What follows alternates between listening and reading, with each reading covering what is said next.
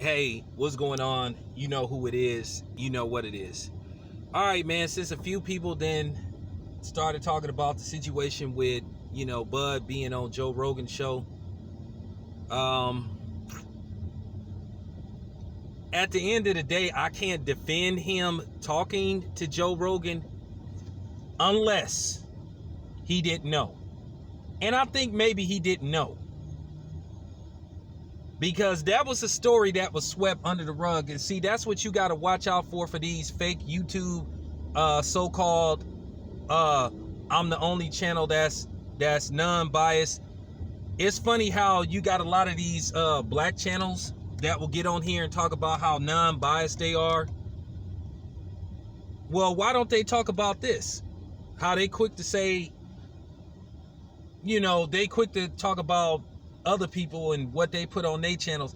Now, see, here's the thing. Let me tell you what's going to happen. You're going to have some of these non-black boxing channels, in particularly, Elmer's Glue members, that's going to try to clean this up with Joe Rogan, because whenever these type of situations happen, they try to clean it up and try to say, oh, well, no, if you really listen, but at the same time, they quick to holler about what black channel is racist and all that type of shit.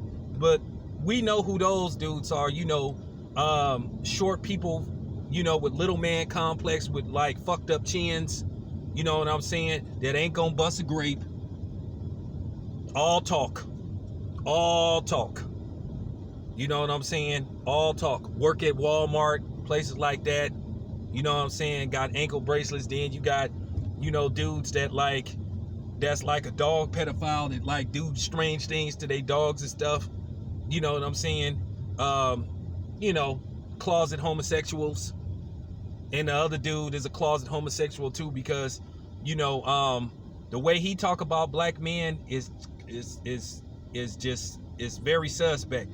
But had the audacity to say that he not racist, but all he do is attack black men, black fighters, and try to have the audacity to tell us we can't talk about race issues, like the world revolve around your ass. And that's the key component of when you discover a person is a white supremacist, because he tells you because he's white and he said something, it's the gospel, it's the truth, and it need to be done his way and on his terms. This dude is clearly a white supremacist, but not to mention he a punk too. And like I said, he a punk. But y'all got to watch out for that. You never see people talk about those type of situations. They never get called out, these non-black channels. But then they'll say, oh, you guys are race baiting, when you clearly have people saying stuff about somebody's race. Joe Rogan, what he said was unequivocally racist. There's no way you could get around it. He specified references to apes, which is black people, Africa, and then, Joe Rogan, he the worst kind of racist too. And this is how you know he's a white supremacist. He did a segment talking about what should be determined as racist and all that type of stuff, and everybody shouldn't say certain things as racist. That was clearly racist what he said. Clearly racist. There's no way you could get around it. Now, as far as Bud go, at the end of the day, Bud already got people already on his helmet for, various reasons, personal vendettas and all that kind of shit, because that's what a lot of it is based off of. Nothing more, nothing less. No matter how much people try to clean it up, that's really what it come down to. I don't have no personal vendetta against Bud. At the end of the day, like I said, I wish the man would talk to me. I done got plenty of interviews with Bomac, but at the end of the day, people got to understand, when you got people that's constantly on you, you give them the ammo to put their message and their agenda out against you. And that's what's going on. Bud is just fed into people's, you know what I'm saying? He's fed into people's agenda. But I don't know if he knew. Now, I have Bomac's number. I could send Bomac the video and ask him, did he know about it? But, just recently started like talking to Bomac, and I don't want to cross the line. I don't know him like that to be like questioning him about shit like that. But at the end of the day, it isn't a good look. But at the same time, you got to understand that this was swept under the rug. You know, it was clearly swept under the rug. Now, I do got half a mind to send this to ESPN, you know what I'm saying, and ask them about this. And it's kind of funny, Joe Rogan did get called out on this. But as I said before, you get clowns that'll come on my channel and had the audacity to tell me to stop talking about things like this. Why should I? They always try to clean this up. Nobody talks about these situations. People defended Abel Sanchez's comments about what he said about black fighters. People defended Oscar De La Hoya in those emails that was sent out about Al Haymon. You had a lot of Mexicans taking up for Oscar. Oh, he don't have to apologize to Al Haymon. So that just means you think like Oscar De La Hoya. So to all you Mexicans that think like Oscar De La Hoya and was cool with his staff sending those type of messages, fuck y'all. Yeah, I said it. Yeah, I said it. Shit, ain't nothing gonna happen. Now, real talk. Now, to the good Mexicans, hey, y'all fine with me. Because they do got some good Mexicans out there. They just seem to all be in Northern California. Because the ones in Southern California, the jury is out. You know, I grew up in Northern California. So, I've always had a good relationship with the Mexicans out there. I had some that treated me like I was family, but at the end of the day, I gotta call out the ones that be with that bullshit. Real talk. Now, getting back to the Bud situation. I really wish Bud would give people a chance. Now, people gonna say, well, Bud did an interview with the Breakfast Club, and that's a show that's, you know, basically hosted by hostess. Let me reframe my word, hostess cakes. Hoe cakes. Hoes gotta eat too. No. But the Breakfast Club is a show that has 3 black hosts of the show.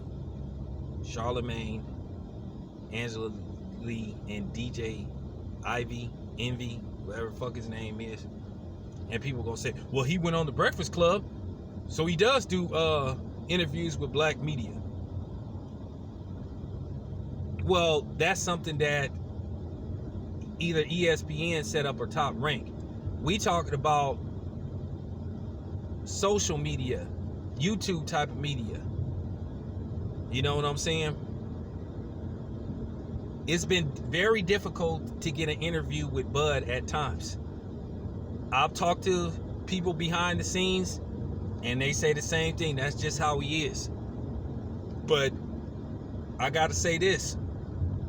When you go on Joe Rogan's show and do an interview with him, because a lot of people didn't know, I'm the one that put this out. I'm the one that discovered this. I'm the one that remembered this. But keep in mind, I'm accused of being a top-ranked nut hugger. Okay? I've been accused of, you know what I'm saying, not caring about the community. And the people that's accusing me is the same people that rarely talks about black issues. And secretly sending secret texts out against me, but don't have the guts to call me on the phone if they have an issue with me. And yeah, I'm talking to you. Yes, I'm talking to you. So, I could tell you this much. This is just real talk.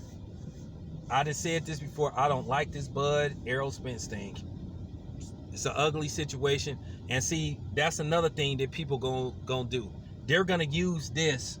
These super Errol Spence fanatics is gonna use this as ammo to continue their hatred and attacks on Bud Crawford. And I'm asking the smart people to bow out of this. Real talk. Just leave it alone. Just like I told, one of my homeboys, I'm out of that.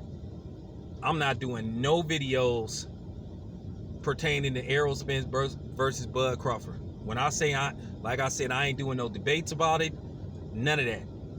So straight up, don't call me asking me to talk about the shit. I ain't talking about it. I ain't doing no debates. Don't walk up to me if you see me. If you another reporter, I ain't talking about it. I don't like it. I hate it. It's disgusting what's going on. They didn't turn this into the new Ali versus Joe Frazier. Okay? And I didn't want it to be like that. And then the funny thing is, it's a lot of hypocrisy. You got people talking about, Bud. You got people talking about Bud dealing with Joe Rogan, but yet the thing with Jerry Jones, who was the ringleader, and see, you don't never see people talk about that. They want to try to clean that up. They don't want to talk about that Jerry Jones was the ringleader in keeping Colin Kaepernick out the league, and then Jerry Jones basically told he told his players, he basically said, that y'all gonna stand up for the national anthem, or you gonna get cut and you gonna get kicked out the league, and I'm gonna make sure you never get signed. But nobody talks about that. But then they want to play this thing that one dude is just so for black people, and that ain't even the case neither. Like I said, I talked about that in that video where people talking about how Top Rank don't give people press credentials and all that type of shit. But, well, like I said before, Kelly Swanson runs Swanson Communications, who does the press for PBC. Well, who hired Kelly Swanson? And see, that's what I'm saying. Don't talk about Kelly Swanson now. I'm just keeping it 100. That's what I was saying. Watch out for that fake blackness shit. I'm not monetizing this video because people need to hear this shit. I am so serious. But nevertheless, let me end this video. This your boy Town Biz. I'm out.